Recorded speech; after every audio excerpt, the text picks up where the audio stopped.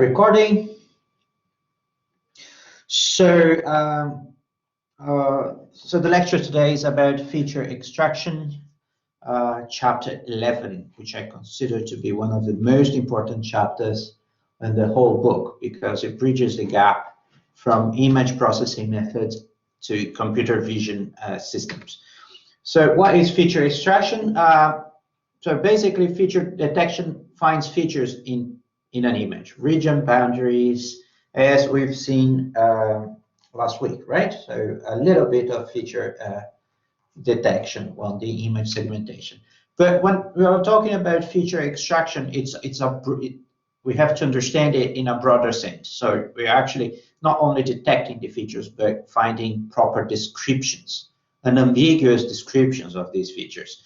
What descriptions? These descriptions could be quantitative attributes to the detector features, not only quantitative but qualitative as well, such as if you detect corners in a region, as we've seen in the practical last week, we want to be able to describe these corners in terms of some sort of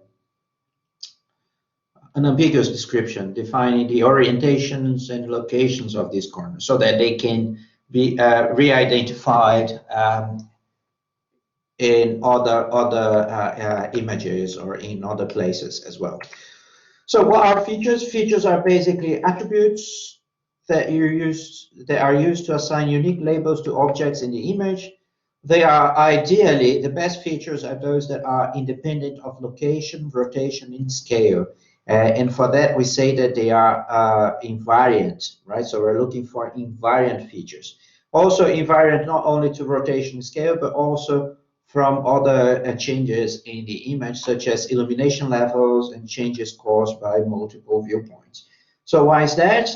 That's because we want to use these features to identify particular objects from distinct images or the same objects in various images or in various videos. By independence, there are two concepts of independence, independency in this whole business of feature detection, which is invariant. A feature is invariant transformation or is covariant. We are going to hear these two words all the time in this lecture and in the next lecture. So basically, we say that a feature is invariant with respect to a set of transformations. So it's also invariant to a set of transformations. For instance, motion, rotation, scale. So you are transforming the image. So we say that a feature is invariant if its value remains unchanged when the transformation is applied. And we say that the feature is covariant also with respect to a set of transformations if by applying the transformations on the entity, on the image, the features are transformed in the same way. So they are not transformed in opposite ways or change in unpredicted ways. So for instance, if you consider an elliptical region, and we get this elliptical region and translate that or reflect it or rotate that, the area is an invariant feature, right? So the area, no matter what you do with an elliptical region, if you do these translations, these transformations, such as translations, reflections, rotations, the area is invariant. But if we scale this ellipsis, this elliptical region, then the area is not going to be invariant. It's going to be covariant. So it's going to change at the same way that the whole region has changed. So the area is covariant with respect to scaling transformation. Again, the area is a covariant feature of a region with respect to scaling transformation, and it is an invariant feature with respect to translation, reflection, and rotation. So as I said at the first slide, the detection of features is hardly ever used for human consumption. We've seen in the previous practical last week when we were doing the high-risk corner detection that basically it detects those points that are corners in the image. So what do you do with that as humans? Are we going to use it to enhance? Does it extract any information that we couldn't see before from the image? No. So features are basically used as pre-processing step for higher level tasks, such as image registration. Image registration is the process where you have an image of a face, a picture of a face and a picture of the same face, and you want to get them aligned. So you want to get the eyes at the same positions for every image. You want to get the mouth at the same position. That's what image registration is. Object recognition, we're going to see in a couple of lectures. Pattern matching, and especially for computer vision in general, including robot vision. So features are usually represented as feature vector, basically one-dimensional vectors with n positions, right? And the elements of these vectors are descriptors. There are three main categories of features: boundary features, region features, and features about the whole image. Today we're going to see two of these. So we're going to see boundary features and region features, and next week we're going to see features related to the whole image. I think at the end of today's lecture, there is one method for feature detection using the whole image. For boundary, in order to use boundary as a feature, first thing that we have to do is to use the segmentation techniques that we've seen before. These are going to give us the raw data in form of pixels along a boundary of the region. And we use some sort of boundary following algorithm. So there's a couple of assumptions. So we are, just to make the maths simpler and the understanding simpler, we're going to be using here only binary image. So basically objects will be pixels with intensity values 1, and background will be pixels with intensity value 0. And images will be paddled with a border of 0 so that we don't need to take care of the borders. So one of the algorithms is this Moore boundary following algorithm. It's very simple. So in a nutshell, so this is the segmented boundary, right? We've seen a number of methods in the past few weeks about segmenting a boundary, but this is not a representation of a boundary, right? So I want to transform this into a description. So the boundary is a feature of the image. But we still, if you only have ones, we don't have a proper description of the boundary. I cannot recreate this boundary in other pictures. I cannot use this boundary to recognize it in other pictures. So this one of we're going to see three algorithms for creating this description of boundaries as features. The first one is Moore boundary following algorithm. So that's, in a nutshell, that's how it is. So you get the first pixel, the topmost, leftmost pixel in the foreground, which is going to be this one. And then what we're going to do, this guy here will be called B0. So that will be the first pixel, right? And next to it, it's going to be the C0. C for crawler. It's crawlers are variables that we're going to use to crawl around. So they're going to go around the first pixel of the boundary. We're going to go around the this pixel, and we're going to stop at the first foreground pixel that is next. We're going to go just the next cells from the left till we find the first boundary pixel, the first foreground pixel.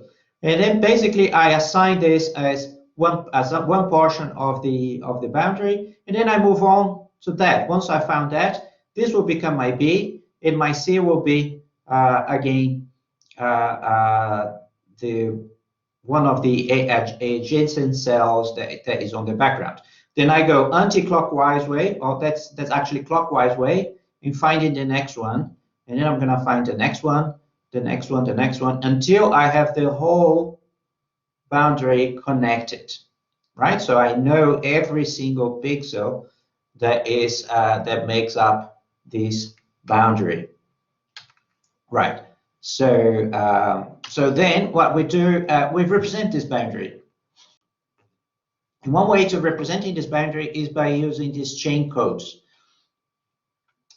which basically chain codes are used to represent a boundary by a connected sequence of straight line segments of specified length and direction. There are a number of chain codes. We're going to see this Freeman chain code, which is one of the most simple, with the most basic, or most of the other chain codes are based on the Freeman chain codes. So basically, we represent the boundary using 4 or 8 connectivity of segments, and by assuming also the direction of each segment as a numerical scheme. So this is if I'm using a 4 code, I'm going to use this kind of directions for the pixel. So if a pixel is here and the other one around the boundary is here, I'm going to say that this pixel here will be in the position 0 with respect to this one, and so on and so forth. But with an 8 connectivity, then I can have a more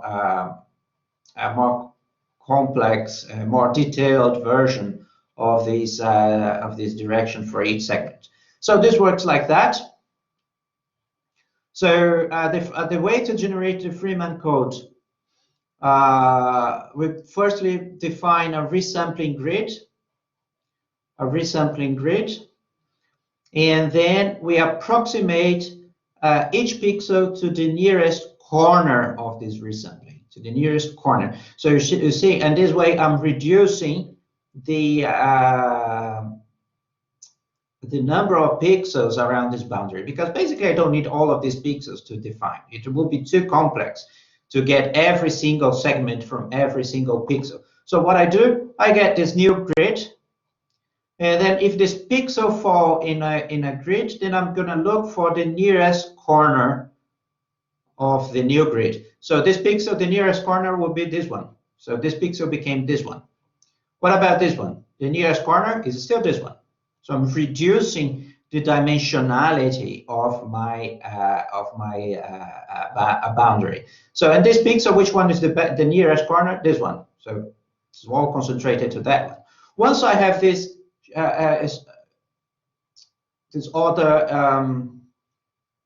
representation or pixel representation or other discretization of the pixel, this resampling of the boundaries into lower dimension, then I use the Freeman code. So if I start again from the leftmost topmost pixel, starting from here, and the next pixel on following a still clockwise direction will be this one. So this one is on the direction 0. I'm using this 8 connectivity style, right? So this pixel will be on the 0 direction. What about this one? With respect to that one, will be on the 7 direction, right? On the direction 7. And then that's how I describe the chain. From one initial pixel, the next one will be on the direction 0. The next one will be on the direction 7. The next one on 6, 6, 6. See, that's direction 6 is at the plane that I'm looking at these slides will be totally down, right?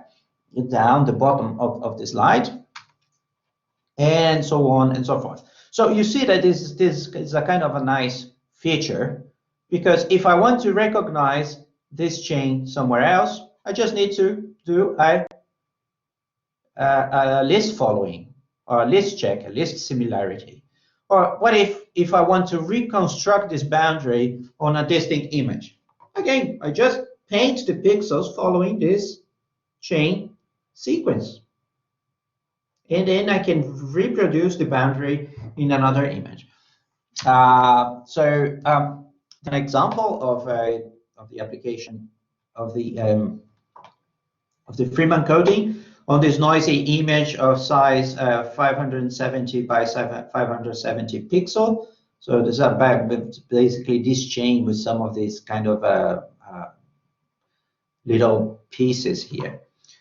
First thing that we can do is to smooth it out with a box kernel, resulting in this image. Then the smoothed image we threshold using Otsu's method. We've seen Otsu, so we thresholded using Otsu here. Then we get the longest outer border. So we get this border of this region. Subsample it by transforming this border into creating a grid here and getting the nearest pixel, the nearest corner on the new grid, assigning each pixel of this border to the nearest corner of the new grid, creating that. And that's the connected point of this. So if you use the 8-directional Freeman chain code of this simplified boundary, then that's a good description. That's a descriptor. That's a feature descriptor of this boundary using the Freeman chain code. Basically, again, these numbers represent these directions here, right? These directions here. From one pixel following the other. So this is starting from here. The next pixel will be on the direction 0. The next will be on the direction 0. The next will be on the direction 0. The next will be on the direction 6, and so on. Then 0, and so on and so forth, until you close up the whole chain. There is a caveat here, which is this is not invariant. Right? This is not invariant. So if I change the size of the image, or if I change it's not invariant to a scale, right? It may be invariant to translation, but it's not invariant to rotation either. So this is a good try, as we say. This is a good try. But there is a way of fixing that. That's instead of just using the Freeman chain code, we use the first difference of the Freeman chain code. So what is the first difference of the Freeman chain code? Let's get this 8 chain Freeman code. That's this one 0 7 5 7 5 4 4 3 1 2 1. That's the Freeman chain code. So the first difference will be, well, so if I get from 0 to 7, how many changes I have to do in counterclockwise direction. So if I am at direction 0 and the next it's at direction 7, so I have to do what? I have to do 1, 2, 3, 4, 5, 6, 7 changes in direction to reach 7. So that's the first difference.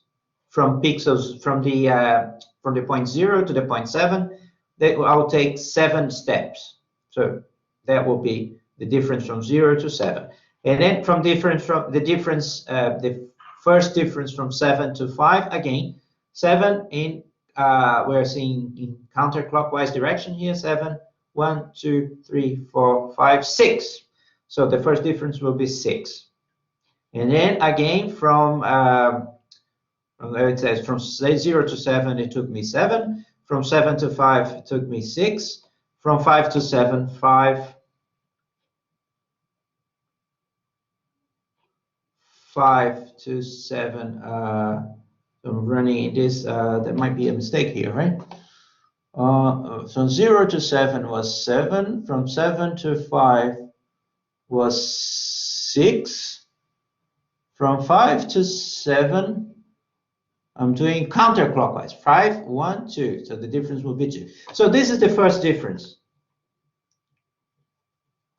So this is the Freeman first difference, and that's invariant. That's invariant to rotation and to scaling. Okay, it's very simple, right? That's very, very simple. Another way of representing this feature, the boundary as a feature, as an image feature, is the slope chain code. So basically, the slope chain code of a curve is obtained by placing straight line segments of equal length around the curve. So you see, placing one straight line segment, another here, another here, another here. What I'm recording is basically the angle the change of slope between contiguous line segments, right? So basically, if I have this this line segment, this chain here, so if I have this chain here, then the first change of segment, I'll get this stuff here and see. Oops.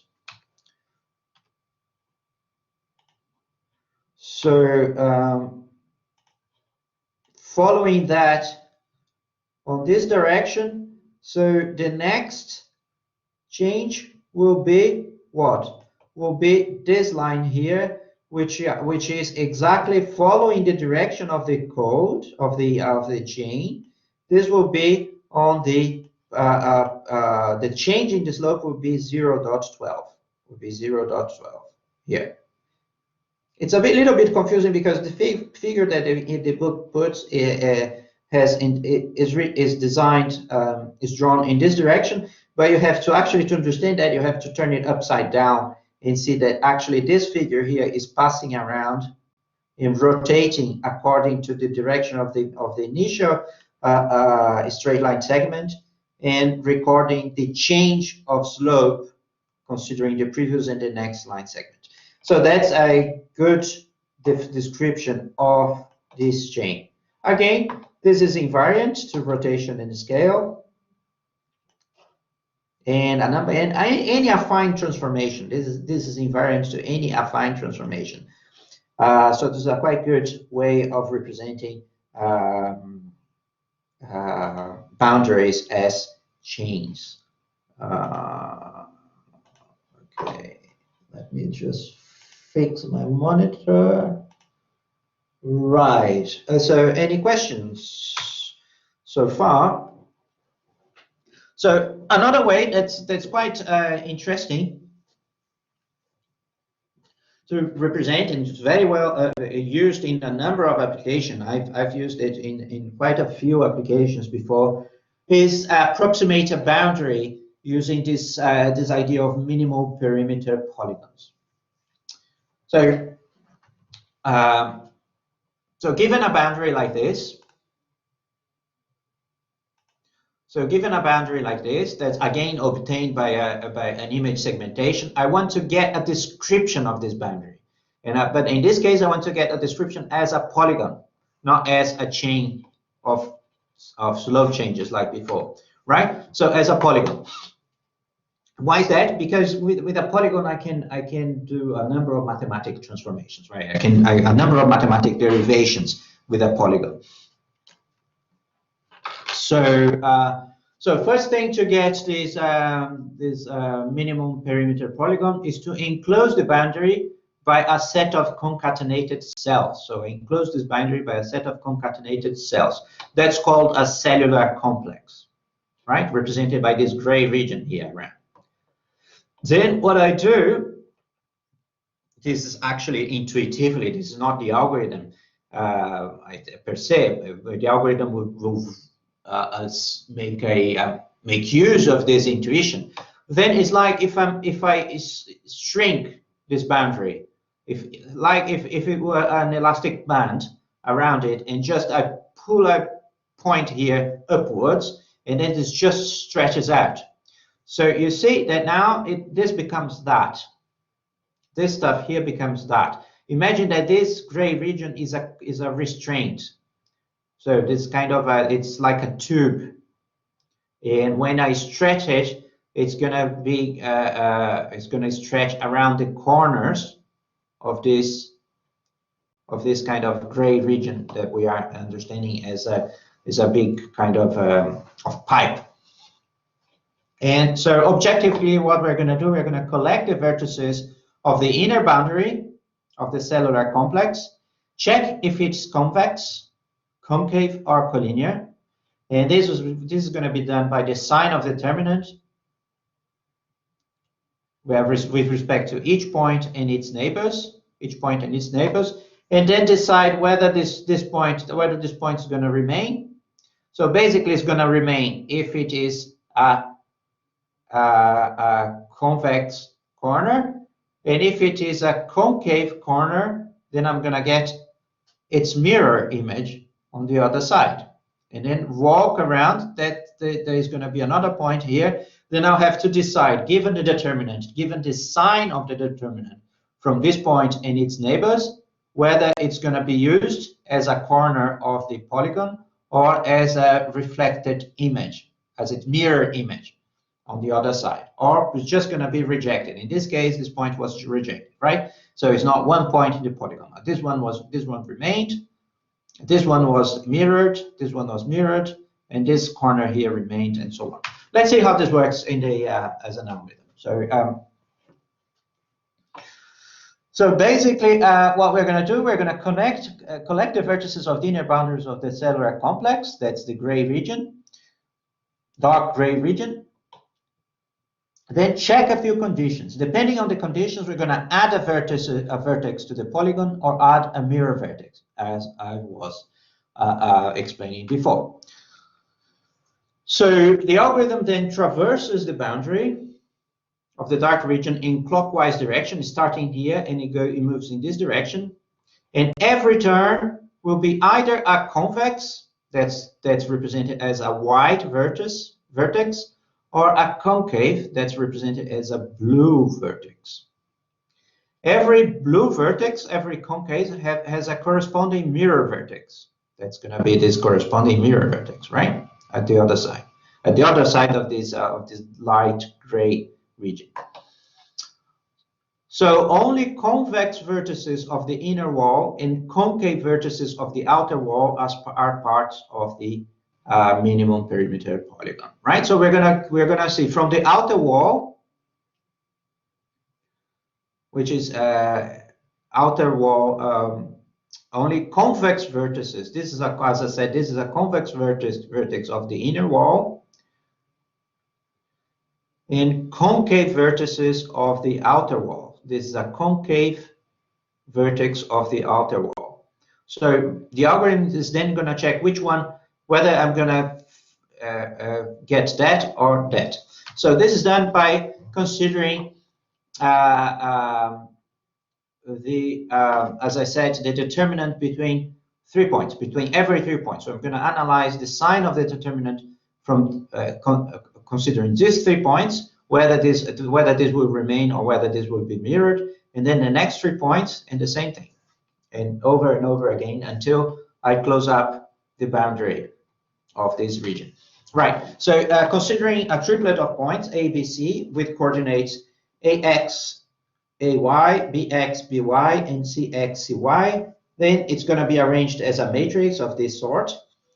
It follows from matrix analysis that if the determinant is greater than 0, or rather, the determinant will be greater than 0 if the points A, B, C are in a clockwise sequence. It's going to be 0 if the points are collinear. It's going to be less than 0 if they are in a clockwise sequence. Right? So what is this clockwise? So this one is actually in what? In a clockwise sequence. These ones are in a counterclockwise sequence. Okay? So that's what it's saying, right? So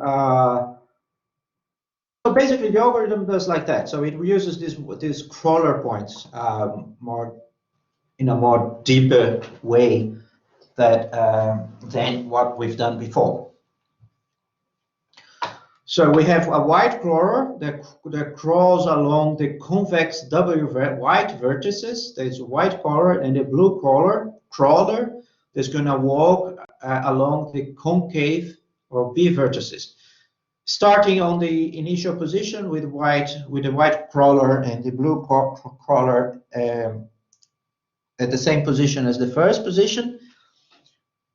Then we're going to get the new vertices and the current vertices. The new vertices, which is called the found vertex, will be the assigned a variable to a variable VL, and a variable VK is the current vertex. Then VK will be on the positive line of the positive side of the line through the pair of points VL and WC.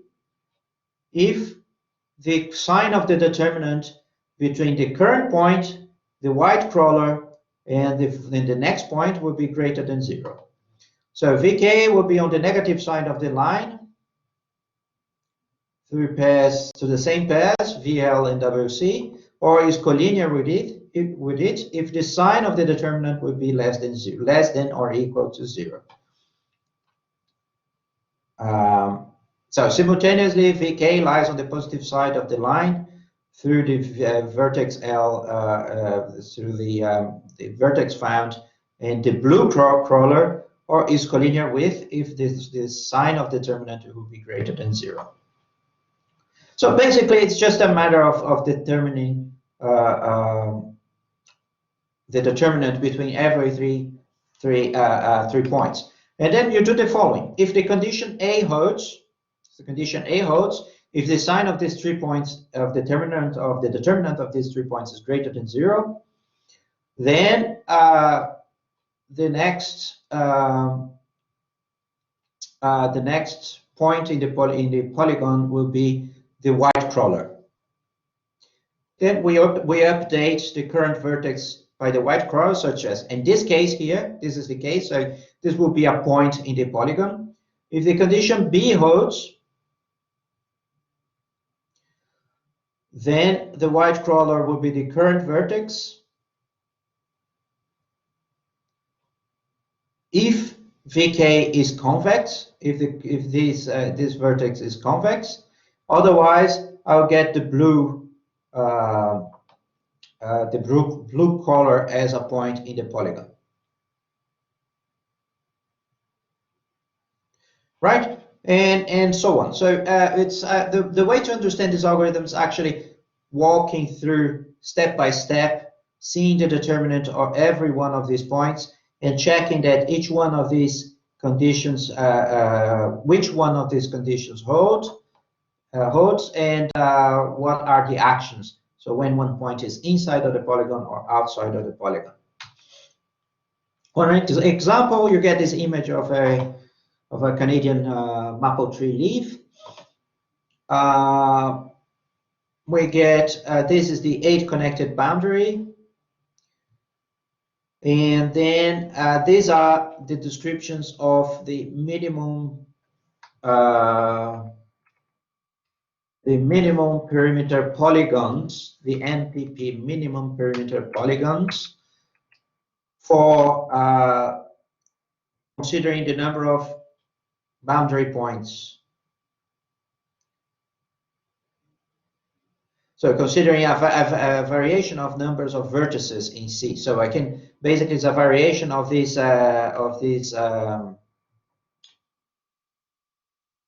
grid that I put on that. It's also going to depend on the size of the grid. So for a grid, well, the number of vertices for 206, then we're going to get a very detailed version of the boundary of this leaf, right? With 127, also pretty fair description of the boundary. With 92, there are some bits that are missed, right? So because then the grid is going to be too rough. Obviously, in this case, it always depends on which application you have in mind for these things. And with only 13, we have a very 13 vertices. We have a kind of a sketch, very rough sketch of the Canadian maple tree leaf. Okay, so enough about boundaries. Another way of another good image feature for static images mainly is called signatures. Basically, what I do, I transform my image into a one-functional representation. I get the boundary and I transform it in the boundary of a region that I want to represent as a feature as a one-dimensional functional representation. So basically, if I have this a circle, and I can represent it as a function of theta and the radius, right? And get this basically this is a representation of the of the circle having varying this angle, right? And doing the same thing for the for the square, then I see another signature. So what the signature is telling me? It's telling me that the radius of a circle is constant. So you want to find a circle in your image, look for this kind of signature. Look for this kind of signature. Varying an angle, you're going to have a smooth signature. Or if you want to recreate a circle, again, the features are used to recognize stuff in the image and also to redraw, to recreate these features in other images. So some of them, right? Some features are used for that. And this is telling me that actually the square, if I describe the square with the same parameters as I describe the circle, I have a distinct pattern or a distinct signature. So basically, this is the simplest way of getting signatures. You can get any various other ways, such as the simplest way is just to plot the distance from the centroid to the boundary as a function of angle. That's what is done. Okay. So basically, this if you do that with real, roughly real images, this is the original image. I have to segment the boundary, and that is the feature, the representation of the boundary as a signature, or the boundary of a triangle. The boundary of this thing here is going to be, it's kind of a weird square. It's going to have this kind of signature here. Okay, so another thing that we can use as another feature descriptor is statistical moments. And so they are useful descriptors and of these functional descriptions of two-dimensional boundaries. So suppose that the amplitude G as a discrete random variable Z, and this forms an amplitude diagram, that's amplitude histogram, that's called PZ. It's basically that defines the probability of the intensity value Z1, Zi occurring. So basically, it's an histogram. It's the representation of this as a histogram. So we can use basically once we get this signature understood as a histogram, then we can use the statistics to describe this feature, statistics as descriptors of this feature. And one important descriptor that you get from statistics is the moments, the statistical moments. So statistical moments, they have this form here. And we are well aware of at least two statistical moments, because the first statistical moment, that's μ1, that's basically the mean value of the distribution. The second statistical moment is the variance. The third statistical moment is actually just changing this n here by 1, putting 1 here, and then we have the mean value. Having it 2 and 2, then we have the variance, and so on and so forth. And right. So I can have basically n ways of describing this signature if I see this as a histogram of values. Okay. All right. So another important descriptors are skeletons. Skeletons we've seen, right? Same as boundaries, skeletons, they carry some notion of the object's shape or the shape of a region. The idea is then to reduce the region to a tree or graph by computing its skeleton. It's basically, as you may remember from the lecture on morphological operators, the skeleton of a region is just a set of points that's equidistant from its borders. There are two principal approaches, one for getting the skeleton, one we've seen in the lecture on morphological operators. Basically, what you do is successively thin the region using erosion, while preserving the endpoints and line connectivity. And the second one is by computing the medial axis transform that we're going to see in a minute. That's the medial axis transform. So for each point P in a region R with border B, what we want to find is the closest neighbor in B. Right?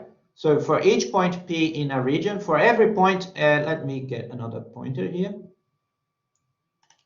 For every point inside of this region, right? I'm going to get what? The closest neighbor in the boundary. So this is the closest neighbor to this point, and this is the closest neighbor for this point. For this point here, this is the closest. Oops, sorry. This is the closest neighbor. You cannot. And this is the closest neighbor. For this one, this is the closest neighbor. So the points in the skeleton are those that has two. Sorry, I'm drawing it wrong.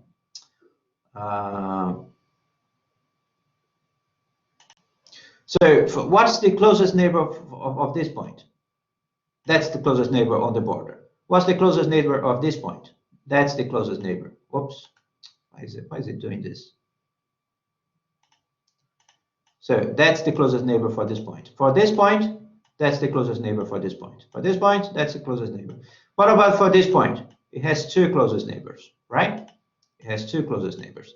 So when there are two possible closest neighbors, this is a point in the medial axis. So this is the medial axis because it has two closest points. So 2 points. So it's equidistant from the borders. So this basically the skeleton or the medial axis. This is another skeleton for this figure. It's another skeleton for this figure, and so on. Right. So, but basically, what I've done here is a madness, right? So you have to basically calculate the distance for every point inside of your region to every point in the border of the region. That's crazy. You can't do that. So totally impractical. So instead, what we're gonna get the skeleton from what's called the distance transform. The distance transform. So the distance transform of a region of foreground pixels in a background of zeros is the distance from every pixel to the nearest non-zero value pixel. So what it means? So it means exactly that. So that's a simple image, right? Just a bunch of ones surrounded by a bunch of zeros.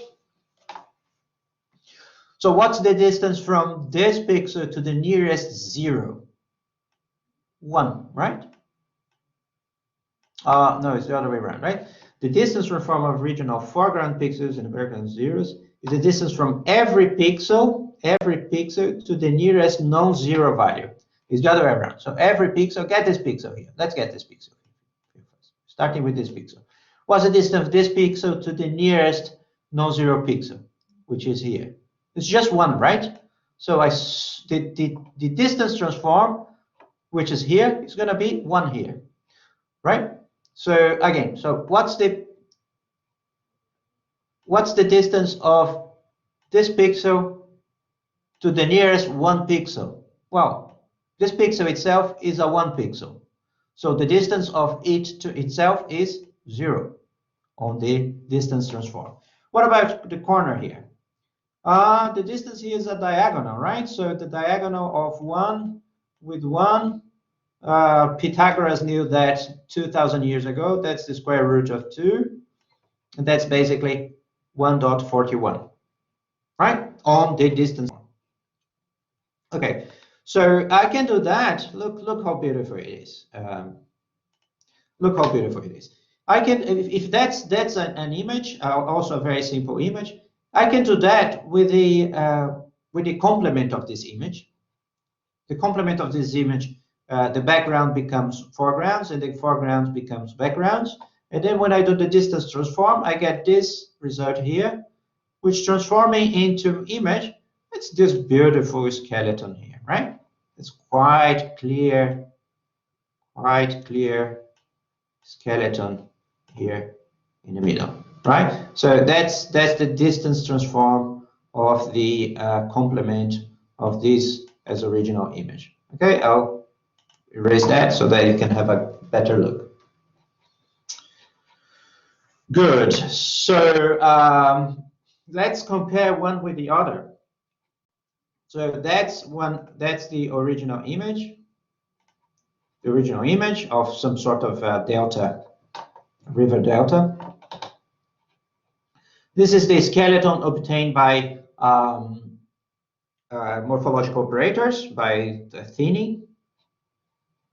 The skeleton superimposed on the original image, so you have this kind of nice skeleton, but we see some edges here that don't belong to the proper skeleton. So we've learned from the lecture on morphological operators that we can clear that by opening and closing and doing all sorts of morphological operators. And that's the result, which is quite clear, but still there's some weird bits here and there. And this is the result by using the distance transform. Very clear, very fast, very nice and smooth. Okay, so we've learned how to do a skeleton on a better way than a morphological operator. Now it's definitely enough of boundaries and skeleton. Let's see region feature descriptors. Region feature descriptors. So there are some basic descriptors for region. I'll just run through. If you're interested in reading more, there are examples in the book. Basically, the major axis, which is the segment connecting the two extreme points of the region's boundaries. A minor axis, that's the line perpendicular to the major axis. The area, obviously, it's the number of pixels inside of the region. The perimeter will be the length of the region boundary. There is the notion of compactness, which basically the perimeter is squared, the square of the perimeter divided by the area. And this notion of circularity, which is calculated using this formula, right? Where A is the area and P is the perimeter. But more important, there are more important features. They are not important per se, but they are important by the concepts that are considered in this feature. And the importance of these concepts are going to be clear in a second, as hopefully still today. So the eccentricity of a region with respect to an ellipse.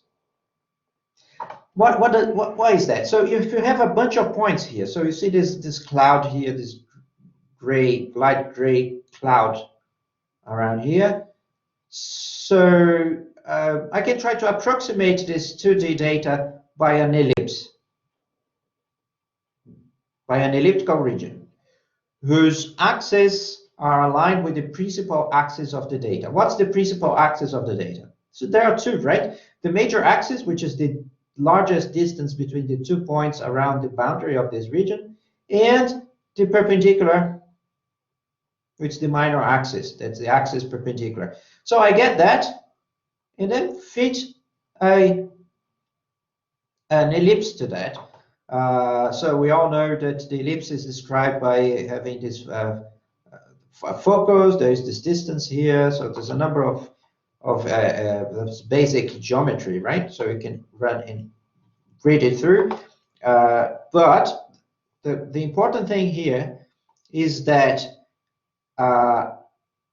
these geometric features, the major axis and the minor axis, they correspond to the eigenvectors and corresponding eigenvalues of the covariance matrix of the coordinates of the region.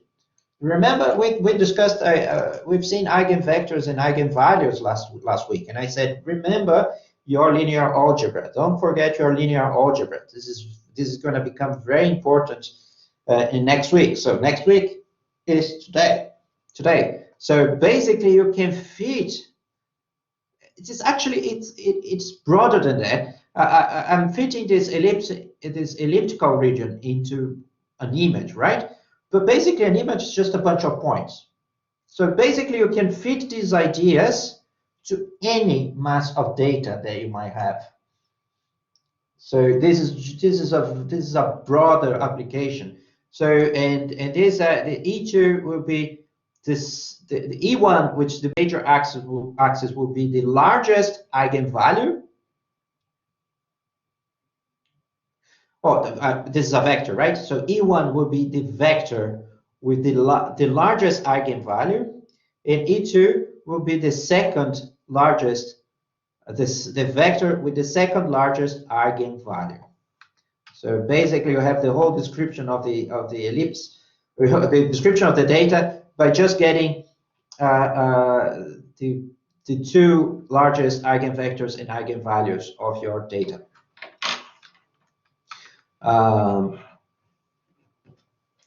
And we can use that to get a better description of this eccentricity of a region with respect to an ellipse that basically has the same central moment as the region.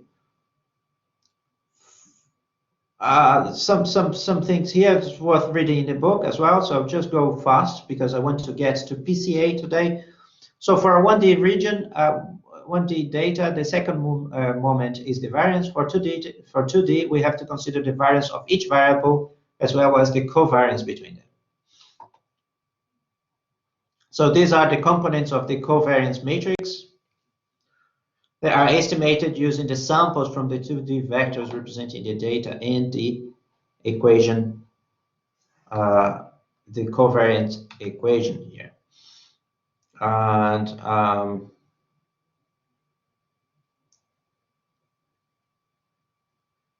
so basically, this is the equation that that represents the covariance matrix of the data, and these are the components of the eigenvectors of the covariance matrix C of the data. What we are saying here is that what I said in the previous slide. So basically, I can describe this mass of data by a lower dimensional space that's composed by the eigenvectors and eigenvalues of the data.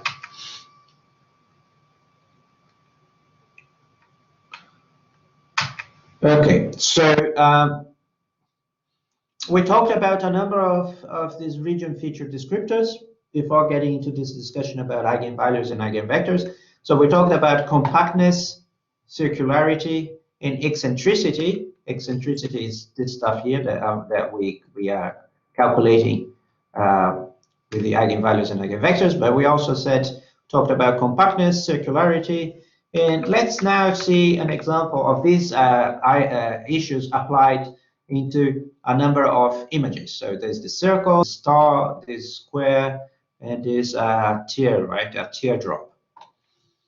So basically, they have different values. The compactness, circularity, and eccentricity for these figures, they are going to be different. So I basically can draw these features into what we call a feature space. A feature space. And once you get more into these feature detection methods, you are going to be tired of reading about feature space. Feature space is nothing more than, well, you know, you have these features, these feature measures. You just put them into a graph. Each axis of this graph will be one of these descriptors. So there's going to be, you're going to have one dimension for compactness, one dimension for circularity, one dimension for eccentricity. And you see the circle has these values for compactness, circularity, and eccentricity. The circle will fall here.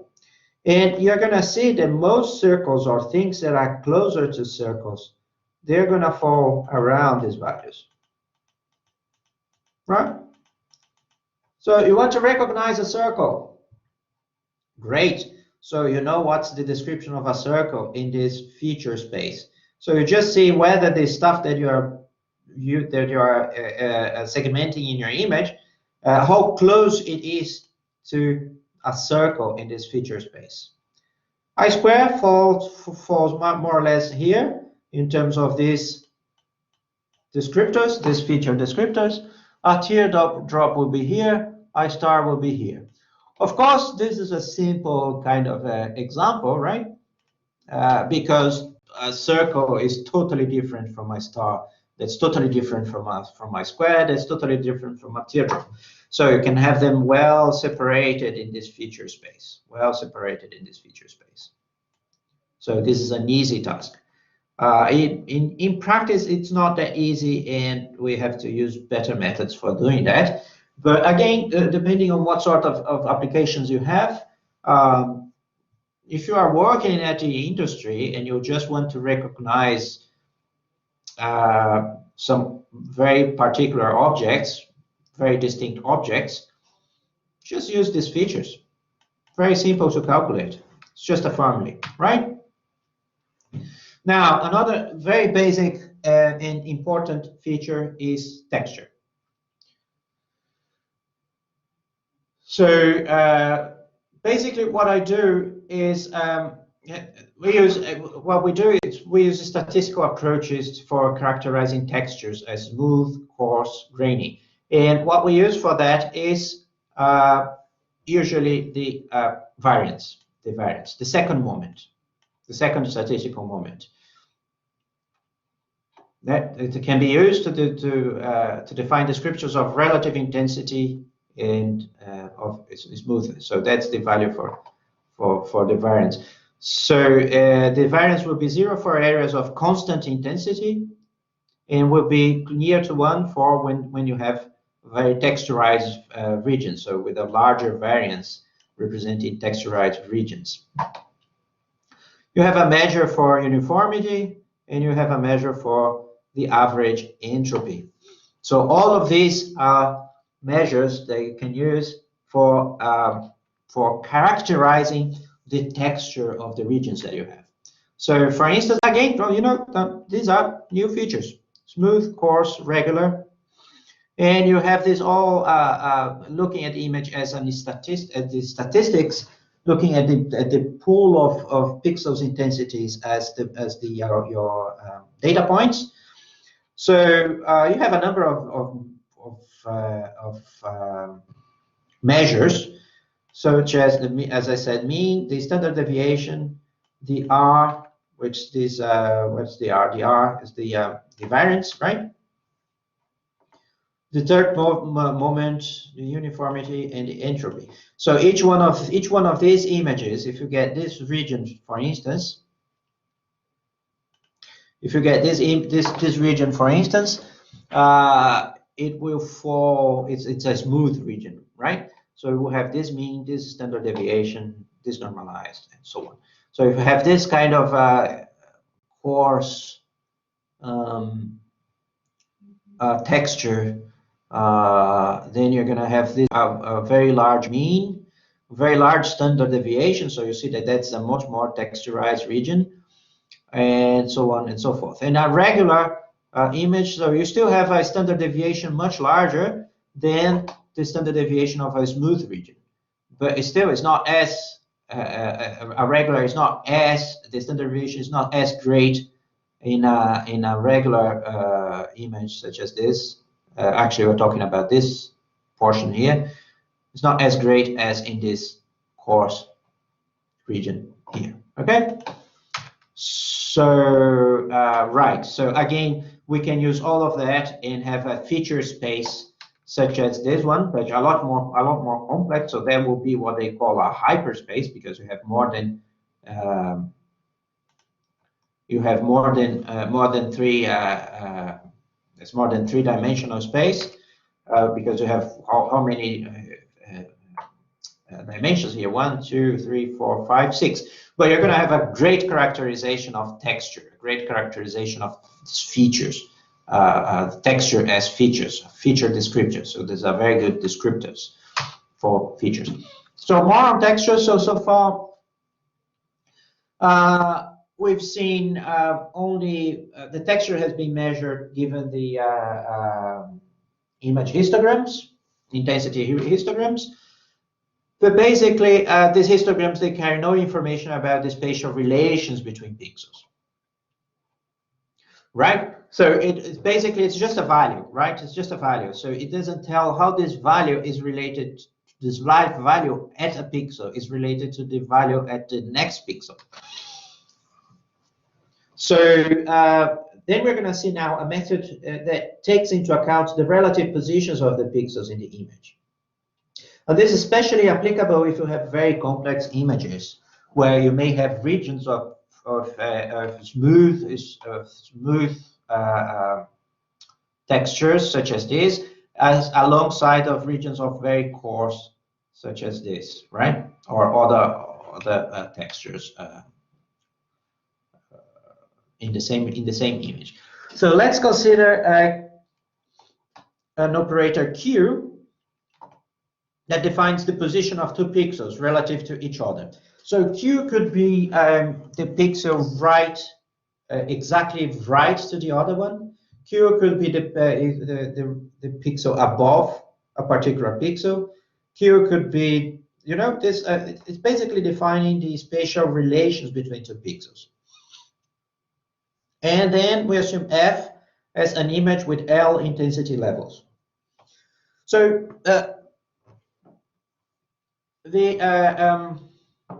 spatial relations between pixels will be encoded by what's called a co-occurrence matrix G, whose elements, that's Gij, represent the number of times that a pixel pair with intensities Zi and Zj occurs in the image in the position specified by Q. Now, this may sound quite difficult to understand, but it's very trivial if we look at this as an example. So let's assume that that the spatial relation between two pixels is just saying that one pixel immediately to the right of the other. So that's the spatial relation that's interesting me. So this one is immediately right to that.